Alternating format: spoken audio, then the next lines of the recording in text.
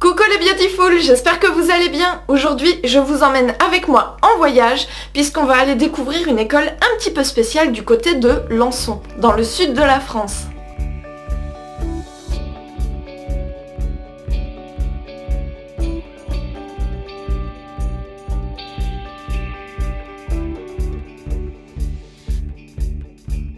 On va donc passer la journée avec ce grand bonhomme et tous ses copains.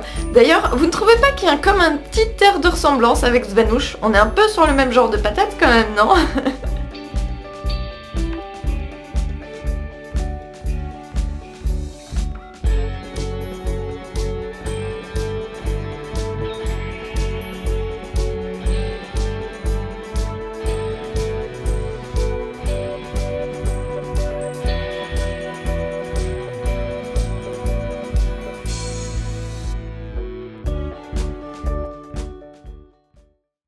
Donc bonjour à tous, donc on va vous faire une petite visite de l'école. Donc moi je suis Sandy Bess, la directrice technique du site. Ici c'est là où la partie où on accueille les familles d'accueil, les personnes qui viennent sur site pour voir un petit peu comment on fonctionne. Donc on a une petite terrasse d'accueil. Donc la salle de réunion.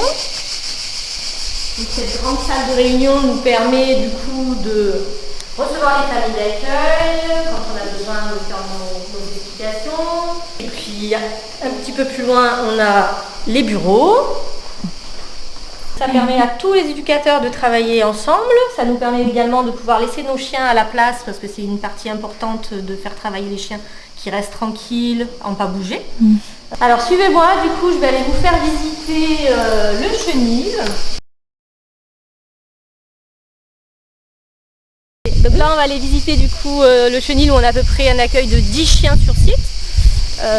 C'est un grand chenil et quand on a plus de chiens, on a également une petite extension où là on peut mettre 3 autres chiens supplémentaires. Donc ces chenils sont grands, hein. Il y a une partie intérieure de 5 mètres carrés et ensuite on a une petite cour extérieure. Donc les périodes où il fait pas trop chaud, ça nous permet de les laisser en liberté sur ces deux parties-là. Donc dans la journée, on place les chiens ici au frais et quand on a besoin de sortir en ville pour les travailler, on vient les chercher.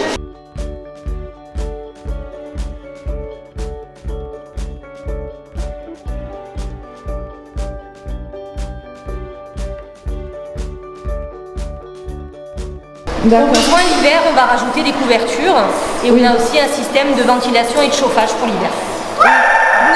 Là c'est tout fermé parce qu'avec la chaleur, on est obligé de garder un minimum la fraîcheur intérieure. Au besoin, voilà, on peut ouvrir cette partie-là.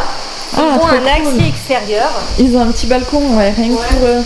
Même quand ils vivent au chenil, ils sont sortis quand même régulièrement pour faire leurs besoins, alors, etc. Pour vous expliquer un petit peu, ils ne vivent pas au chenil complètement puisque leur mode de travail, ça va être du travail de guidage en extérieur. Ils sont là du lundi au vendredi. Toute la journée, ils sont avec leurs éducateurs. Donc, ils vont travailler en ville le matin, ils rentrent le midi, ils sont en pause, ils ressortent l'après-midi pour faire soit des séances d'obéissance ou retravailler en campagne ou autre chose. Nous, on termine à 16h.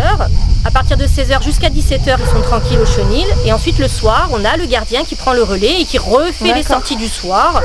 Et ensuite... donc ils ne sont pas laissés dans le chenil toute la journée et puis basta, quoi. Exactement. Donc nous, on a quand même 1 hectare tout autour où on peut détendre nos chiens.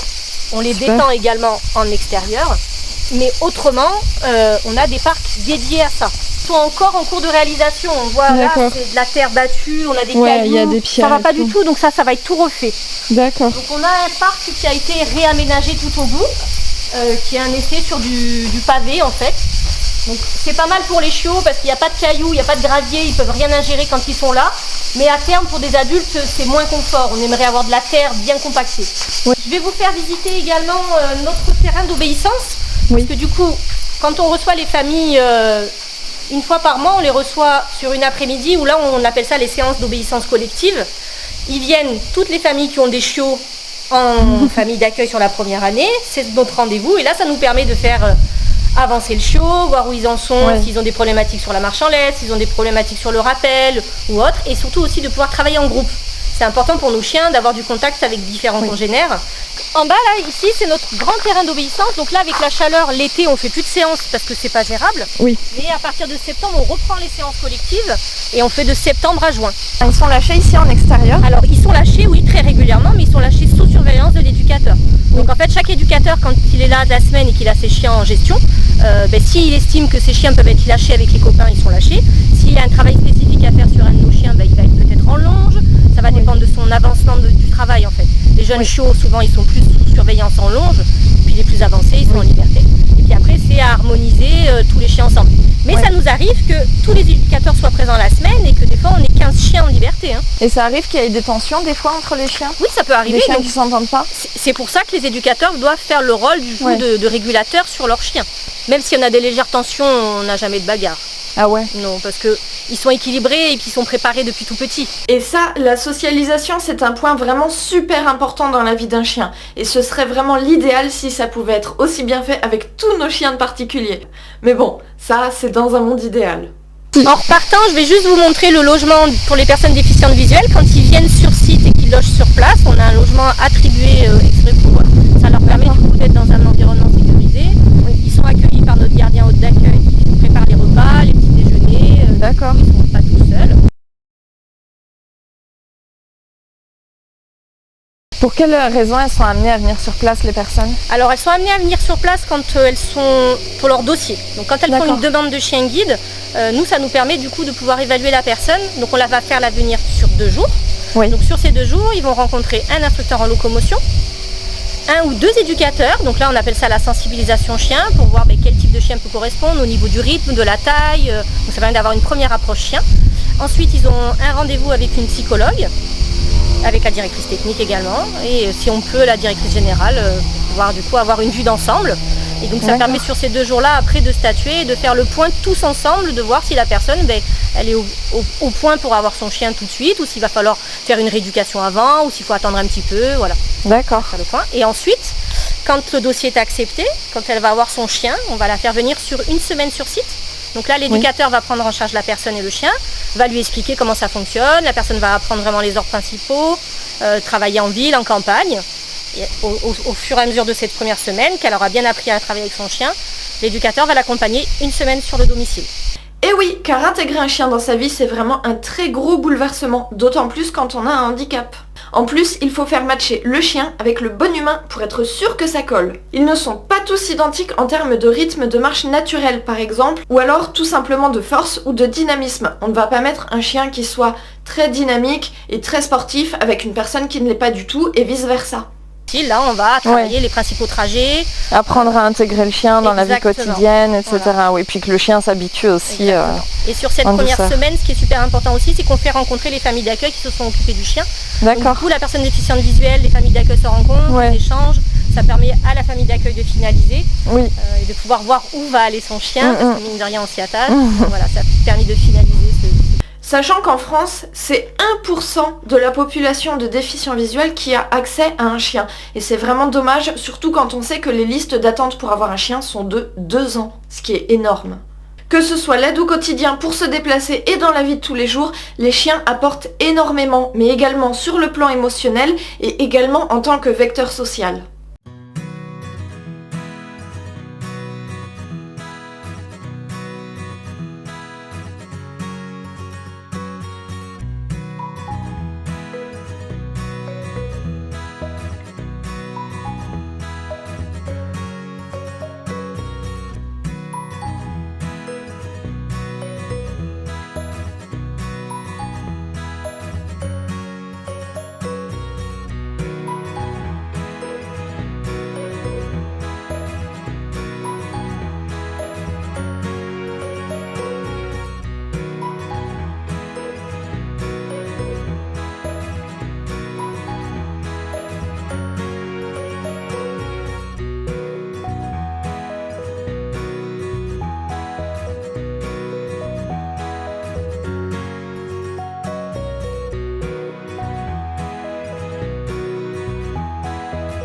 Est-ce que ça vous arrive de refuser des personnes, de leur dire que non, eux, ils n'auront pas de chien, même si ils sont dans la situation où ils pourraient en avoir besoin? Alors, s'ils sont dans la situation où ils pourraient en avoir besoin, en général, on ne refuse pas. Oui. Voilà, si réellement on a un refus, c'est parce que la personne n'est pas encore en capacité d'avoir ce chien-là.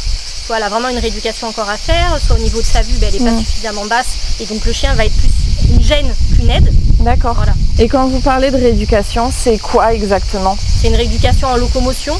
Donc déjà pour le D'accord. déplacement à la canne, apprendre réellement à utiliser cette canne et pouvoir traverser en sécurité, savoir s'orienter, prendre des repères fiables. Et ensuite dans la rééducation, vous allez intégrer aussi la vie de tous les jours. Savoir se débrouiller dans une maison, faire son ménage, sa nourriture, voilà, une vie de tous les jours. Donc ça c'est aussi important quand on perd la vue de pouvoir réapprendre à vivre avec ce handicap. D'accord, ouais. La rééducation, ça concerne plutôt des personnes qui étaient voyants au départ et qui se retrouvent qui sont très malvoyantes, déficients après. Ouais, d'accord. Même aussi parfois des personnes non-voyantes de naissance, mais qui petit à petit, ils n'ont pas suffisamment été aidés et qui ont besoin d'un petit accompagnement supplémentaire. Ça peut arriver. Et oui, car le maître doit aussi apprendre à parler aux chiens pour se comprendre mutuellement. C'est un vrai travail d'équipe et il doit voir cela comme un jeu et non comme une corvée. Mais d'ailleurs, comment ça s'éduque un chien guide? Sixty, c'est un mâle golden de 9 mois qui est encore jeune, qui est en prééducation et qui donc depuis ses 5 mois rentre une semaine par mois à l'école pour des petites évaluations en vie. Assez progressif, donc lui à son âge on commence à travailler vraiment les arrêts au passage, les directions en statique et surtout en fait tout ce qui est concentration, que le chien ne soit pas dispersé, pas distrait sur les odeurs, sur les croisements de congénères. Une fois que le chien il a cette stabilité, on va dire, de concentration, le technique il est facile à mettre derrière. D'accord. Et pour éduquer un chien guide, il faut généralement 2 ans. Ça ne se fait pas en un claquement de doigts. Il faut généralement 1 an pour la socialisation, les ordres de base, le assis, pas bouger, le coucher, etc. Et 1 an supplémentaire pour que le chien apprenne à guider correctement son maître.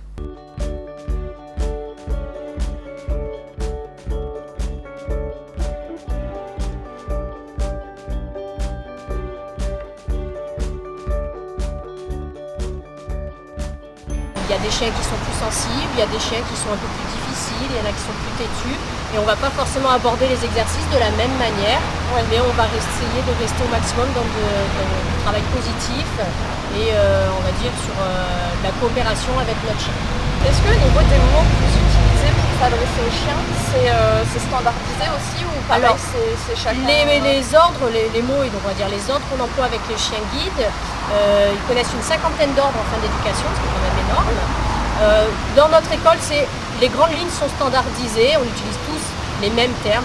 Après, il y a des petites différences, chaque personne s'approprie un petit peu les choses, mais les grandes lignes sont vraiment les mêmes, c'est-à-dire qu'on va tous dire passage, à droite, à gauche, doucement.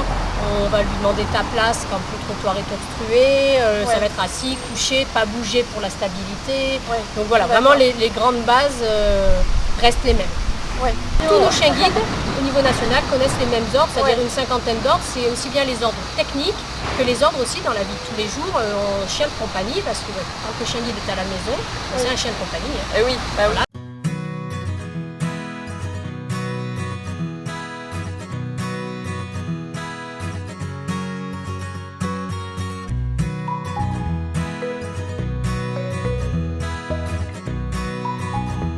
Mais les chiens, est-ce qu'ils aiment leur travail? Alors, les chiens, ils ne travaillent pas toute la journée. Ils ont des temps de pause. Quand ils n'ont pas le harnais, qu'ils ne sont pas au guidage, c'est des bons chiens de compagnie qui ont une bonne éducation, mais ils ont leur liberté, on va dire, à la maison. Une personne qui va travailler dans un bureau, elle va faire guider le chien, elle va le faire travailler réellement quand il va aller au bureau pour le trajet. Et puis arrivé au bureau, le chien il va passer la journée à être couché ou à être un peu détendu et il va plus réellement travailler. Il doit quand même être obéissant et il doit quand même avoir de bonnes bases. Voilà, il ne doit pas aboyer, faire des destructions, et empêcher la personne de travailler. Après, est-ce qu'ils aiment travailler? Moi je vais répondre oui. Nos chiens, ils aiment travailler parce qu'en fait, qu'est-ce qu'aime un chien? Avant toute chose, c'est passer du temps avec son maître. Et donc, quand le chien il travaille avec son maître, il est avec son maître et donc lui, il est content de travailler. Alors bien sûr, on a des chiens qui ont une motivation plus ou moins importante. Tous les chiens ne sont pas aussi motivés les uns les autres. Il y en a qui vont pouvoir travailler au guidage une demi-heure, 3/4 d'heure, puis d'autres ce sera 2 heures. Voilà. Ça va vraiment dépendre du caractère et du tempérament du chien. Est-ce que ça vous est déjà arrivé de refuser un chien guide? Parce que vous vous rendez compte que vraiment c'est pas son truc, ça le saoule et il aime pas ça? Il nous arrive effectivement de sortir des chiens du cursus chien guide Dans la mesure du possible, ces chiens, on va essayer de les réorienter, donc de les proposer à des associations qui font aussi du chien d'utilité, chien pour les personnes diabétiques, ou pour des personnes en fauteuil roulant, ou pour de la médiation. Voilà, donc dans la mesure du possible, on va réorienter notre chien, parce que c'est des chiens obéissants, il y a eu un travail de nuit, une sélection de fait aussi à la base. Et après, si vraiment on ne peut pas le réorienter, à ce moment-là, il sera proposé à l'adoption. On a des listes d'attente importantes de gens qui veulent adopter des chiens qu'on ne garde pas dans notre cursus. Ah ouais. Ouais. Une chose importante à savoir vis-à-vis des chiens guides d'aveugles, c'est qu'ils sont issus des lignées de travail, quelle que soit la race. Ils ont donc beau être sages et bien éduqués, ils ont besoin d'avoir une dépense mentale et énergétique relativement importante pour pouvoir être heureux et bien dans leurs pattes. Les races qui sont généralement choisies sont les labradors, les golden retrievers, parfois les bergers allemands, mais également des caniches ou alors des labradoodles qui sont un croisement entre les labradors et les caniches. L'avantage de ces deux dernières races, c'est qu'ils ont le poil qui est hypoallergénique, c'est donc parfait pour les gens qui sont allergiques aux chiens, mais ils sont également très légers, et ça c'est parfait pour les gens qui n'ont pas forcément une très forte corpulence. Quand on croise un chien guide d'aveugle dans la rue avec son maître, ou même un chien en entraînement, idéalement, comment est-ce qu'on doit réagir? Il ne faut surtout pas déranger un chien guide qui travaille ou qui est en apprentissage, c'est exactement la même chose. Que ce soit avec sa famille d'accueil, avec son éducateur ou avec son maître déficient visuel, encore plus avec son maître déficient visuel. Il ne faut pas le distraire, les appeler, les caresser, parce qu'en fait, quand on distrait le chien ne travaille plus, ne guide plus convenablement et peut éventuellement mettre en danger son maître. Donc c'est pour ça, en tout cas, la première chose à faire si on veut rentrer au dialogue avec la personne, parce qu'on a le droit de dialoguer avec la personne, le chien guide au contraire est fait pour ça en plus, pour ouvrir le dialogue. Mais il faut demander à la personne toujours si on peut caresser son chien ou pas. Et c'est elle qui pourra vous dire si la situation permet de oui ou non de caresser le chien. Merci beaucoup en tout cas pour toutes ces précisions. De rien, il n'y a pas de problème, merci. Bref, vous l'aurez compris, les chiens guides d'aveugles ont la responsabilité et la sécurité de leur maître entre leurs petites pattes poilues. Et c'est une certaine responsabilité, et tout ça grâce à l'association qui fait un travail énorme. En plus, vous allez le voir, uniquement grâce à vous. Je m'appelle Margot, je suis en charge de la communication et de la collecte de dons à l'association des chiens guides d'aveugles de Provence-Côte d'Azur Corse. C'est une association qui a maintenant plus de 50 ans d'existence. On a 2 centres d'éducation de chiens guides, un siège social à Nice. On a Rancho avec nous qui appelle son éducatrice. Donc la mission première, former et remettre gratuitement des chiens guides aux personnes qui sont déficientes visuelles de toute la région Provence-Alpes-Côte d'Azur. Donc nous, tous nos chiens guides sont remis gratuitement et toute la formation et l'éducation est prise en charge par l'association. Sachant qu'on fonctionne uniquement grâce aux dons et aux legs. On n'a pas de subvention, donc c'est vraiment le soutien de tout le monde qui permet la remise de ces guides de lumière. D'accord. Et ça coûte combien de former un chien à peu près? Donc un chien guide, à son arrivée à 2 mois jusqu'à sa retraite entre 8 et 9 ans, ça coûte 25 000 € le chien. Et l'association, elle remet, on espère en 2022, de remettre 20 chiens guides gratuitement.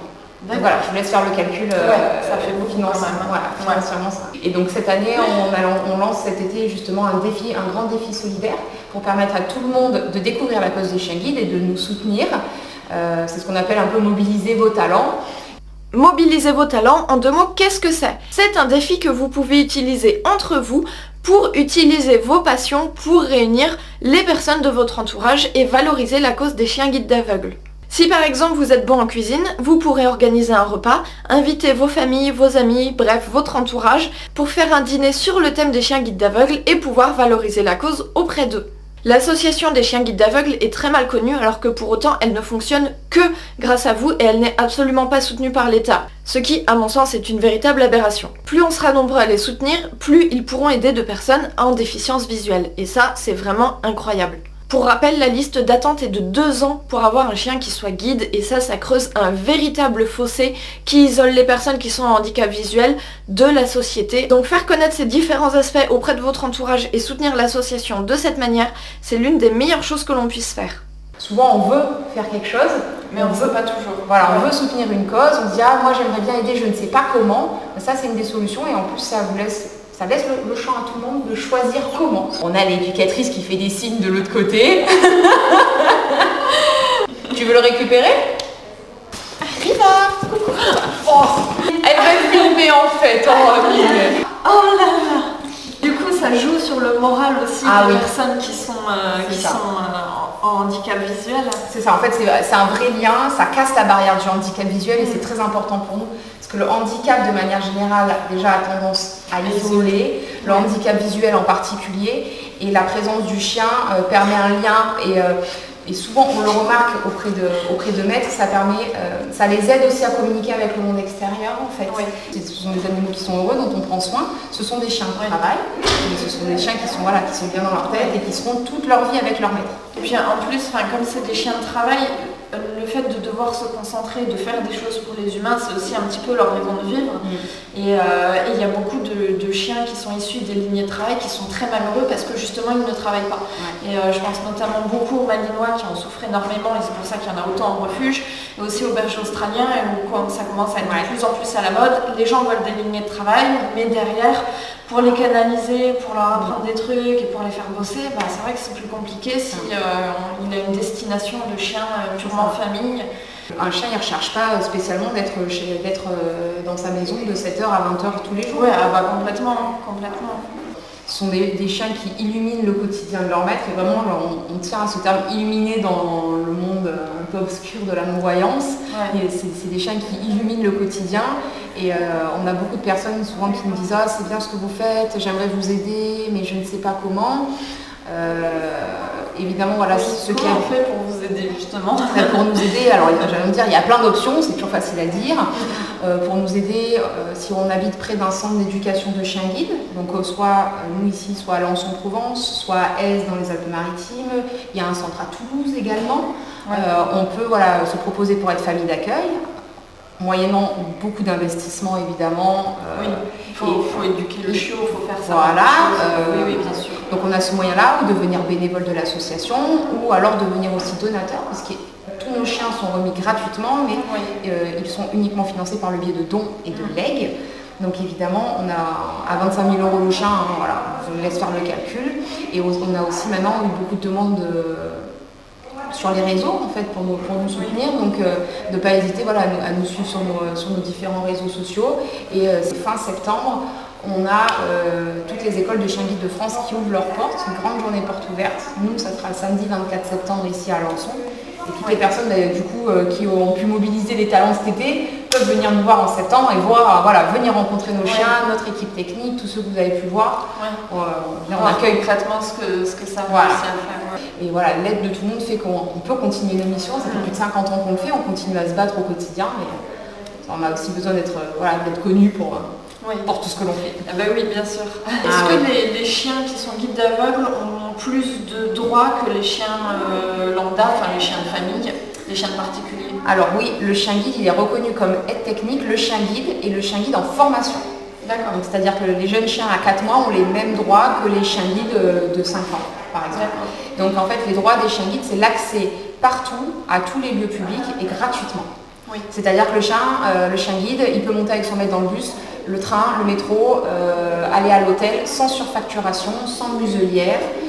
Ils peuvent monter dans les taxis aussi. Notre mission aussi, avec la fédération, c'est de bien faire connaître la loi à tout le monde et de ne pas faire une barrière à l'entrée, parce qu'il n'y a rien de pire pour une personne déficiente visuelle à qui on rappelle son handicap à l'entrée du magasin. Non, vous rentrez, mais pas votre chien. Quelque chose qui t'étonne qui t'a toujours étonné chez les chiens guides? Alors moi je me souviens donc je suis rentrée à l'association il y a 10 ans maintenant, et je me souviens de la première remise de chien guide à laquelle j'ai assisté, parce qu'évidemment on en parle, on dit que c'est super, mais alors de le vivre c'était autre chose. Et la chienne s'est révélée dans la rue en mode « Ah oui, ça y est, là je sais pourquoi je fais tout ça », et en fait ça a été fusionnel de suite. Donc quand on dit « Ah le pauvre il change de maître », la chienne a de suite compris en fait, et elle s'est de suite, elle était tout le temps collée à sa maîtresse, et en fait d'entendre même parler de la maîtresse, de dire oh là là, je suis tellement heureuse, la chienne elle est déjà collée à moi, on marche super bien, c'est déjà un vrai bonheur, et c'était que les premiers temps, parce que son premier chien c'est pas facile, il faut apprendre à donner les ordres aussi, il faut apprendre à diriger son chien, donc c'est pas je claque les doigts et j'y arrive.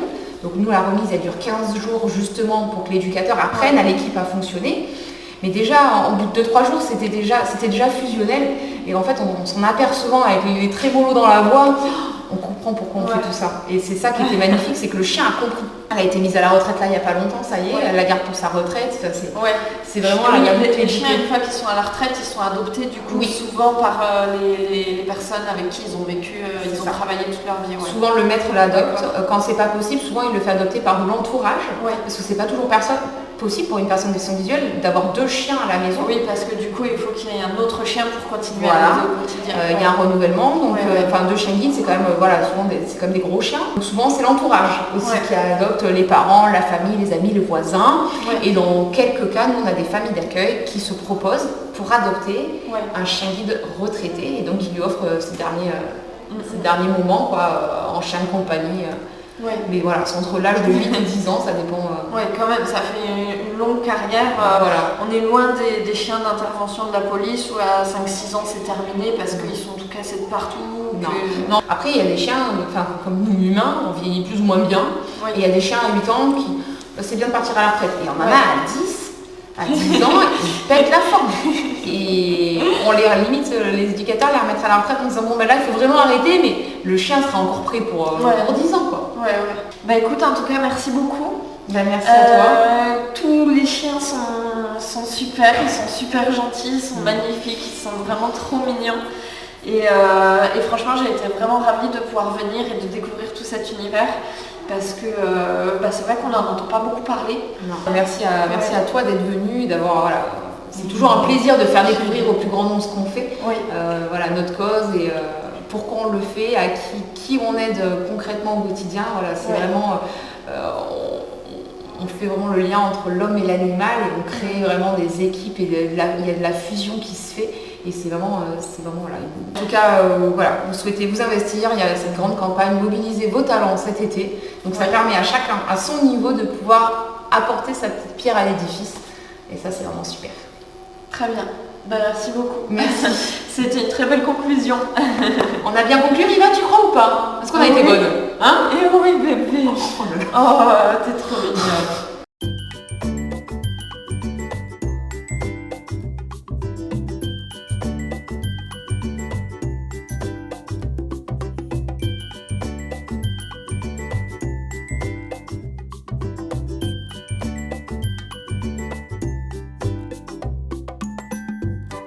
Voilà, j'espère que vous vous êtes régalés avec cette vidéo. Personnellement, j'ai adoré passer cette journée auprès des apprentis chiens guides. C'était vraiment une journée très enrichissante et je suis vraiment très contente de pouvoir partager tout ça avec vous. Donc maintenant, si vous voulez les soutenir, vous savez exactement quoi faire. Sur ce, moi je vous dis à très bientôt dans la prochaine vidéo. Prenez soin de vous et si le cœur vous en dit, mobilisez vos talents.